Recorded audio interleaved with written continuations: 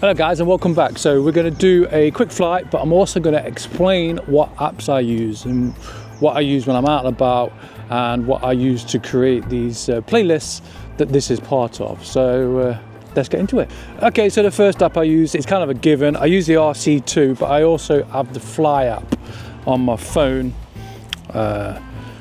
This is part of DJI Fly. So when I had the Mini 2, I used to use the DJI Fly in my phone, but now I've got the RC2, I do it all within that. So it's kind of a given. This is what we use first to check the area to make sure it's safe. So go into the actual, wait for it to load up, go into the full menu, and then go into connect to aircraft. I ain't got it switched on today, but we want camera view.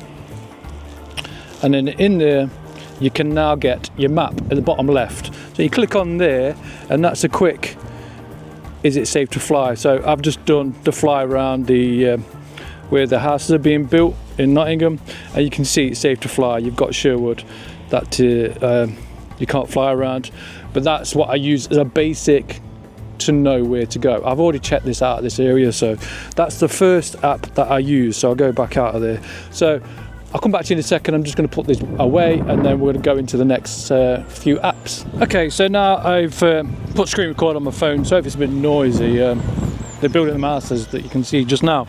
So the first slot I go is Fly, bottom left there.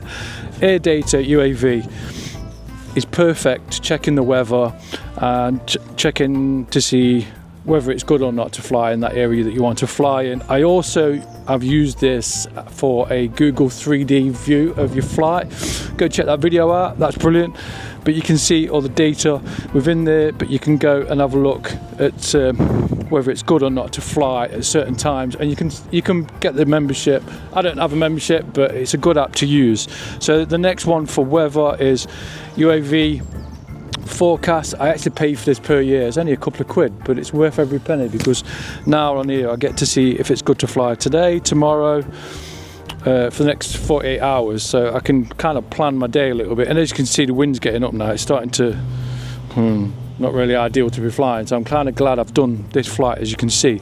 And in this you just put your location in, just normal postcode, and it'll tell you whether it's safe to fly. In here you've got your weather and so forth. It's pretty basic, but it does what it needs. So through them two weather apps, that I can see whether it's safe to fly, and then you've got your forecasts at the bottom and so forth. So the next app that I like to use is the DJI Fly app, but that's part of the RC. You've already seen that, so we're going to go out of that now. So the next, my go-to app is, I've got a selection here, so add watermark. So whenever I create a picture, I like to put a watermark in the bottom of my picture. So to do that, I use this add watermark, and it's really simple. You load it up. It's in the App Store for Android, and I think it's in App Store for iPhone as well, so the Apple Store.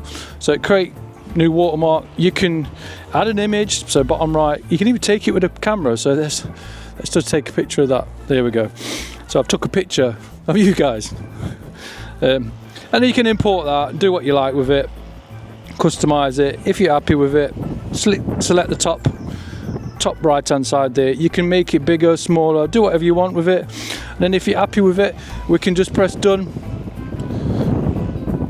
and there we go, we're done. Apply to a video or apply to image. I've not paid for this, so it's only the images that I use it for, because all my videos are through YouTube, and I've got my little water image in the watermark, in the bottom right hand side. So you can apply that to an image or whichever. So we'll choose a picture of my lovely cat that's asleep today, and then you can just put it in the bottom, or make it whatever size you want. So if you want to cover it all the way over, and you can change the opacity so you can actually see the picture through it. So it's like you put text and whatnot through your pictures to stop people from stealing your pictures, if you like. But yeah, it's a really good tool.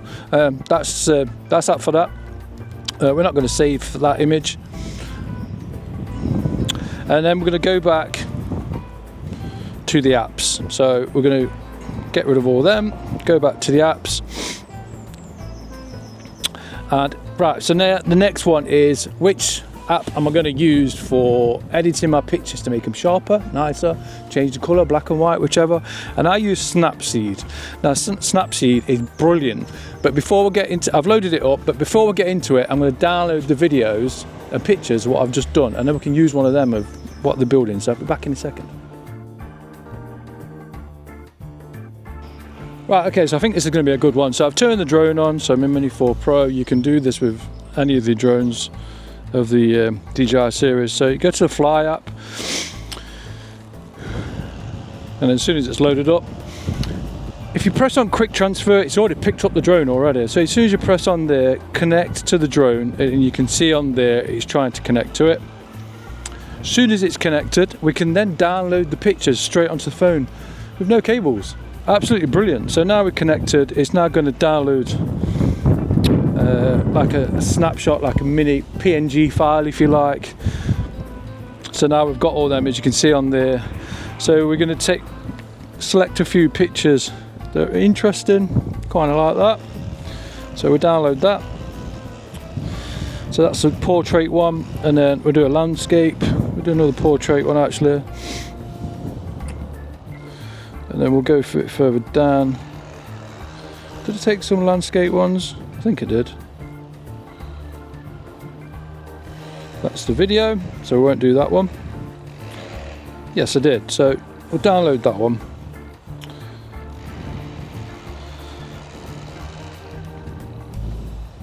Right, let's put the drone down.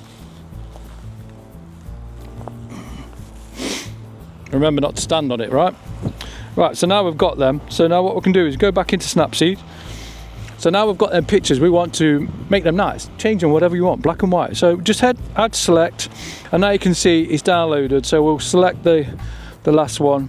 And as you can see there, you can change it to smoother, pop, and all the different ones, morning, bright, change it to black and white, whichever. And that's literally what I use to edit my pictures.